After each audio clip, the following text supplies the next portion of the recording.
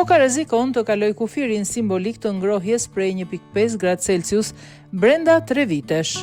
Toka mund të kalojë kufirin kritik të ngrohjes globale prej 1.5 gradë Celsius brenda vetëm 3 vjetësh nëse emetimet e karbonit vazhdojnë në nivele aktuale, paralajmërojnë mbi 60 nga shkencëtarët më të njohur të klimës në botë.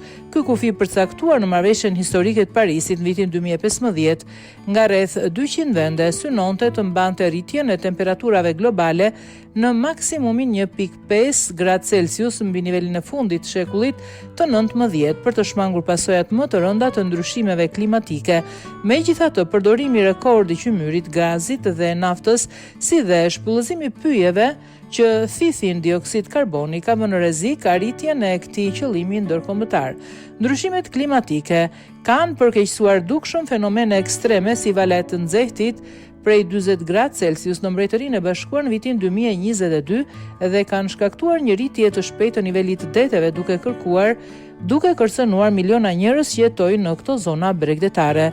Në fillim të vitit 2020, shkencëtarët vlerësuan se njerëzimi mund të emetonte ende rreth 500 miliard ton dioksid karboni për të pasur një shans 50% që ngrohja globale të mos kalojë 1.5 gradë Celsius.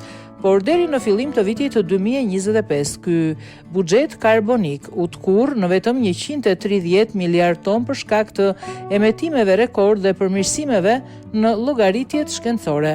Nëse emetimet vazhdojnë me ritmin aktual, prej rreth 40 miliard ton në vit, ky buxhet do të shterojë brenda afërsisht 3 vitesh, duke çuar botën drejt kalimit kufirit të ngrohjes. Viti 2024 pritet të shënojë temperatura mesatare globale mbi 1.5 gradë Celsius mbi nivelet para industriale, edhe pse një periudhë 12 mujore nuk konsiderohet shkelje formale e marrëveshjes së Parisit, pasi ndikojnë dhe faktor natyral.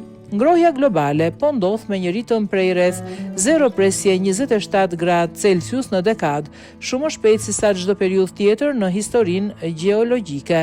Pas arritjes së kufirit 1.5 gradë Celsius, ngrohja afatgjatë mund të ulet vetëm nëse përdoren teknologji të avancuara për të thithur dioksid karboni nga atmosfera. Por shkencëtarët paralajmërojnë se kjo nuk duhet të shihet si një zgjidhje lehtë, për më tepër shkalla me cilën energjia shtesë pa akumulohet në sistemin klimatik të tokës është rritur ndjeshëm, duke shkaktuar ngrohje të tokës, ngritje të temperaturave të ajrit, shkrirje të akujve dhe rritje të nivelit të deteve.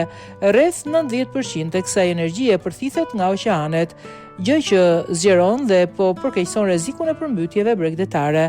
Në përgjithësi, studimi thekson urgjencën e veprimit global për të ulur emetimet dhe për të mbrojtur. Në përgjithësi, studimi thekson urgjencën e veprimit global për të ulur emetimet dhe për të mbrojtur planetin nga pasojat katastrofike të ndryshimeve klimatike.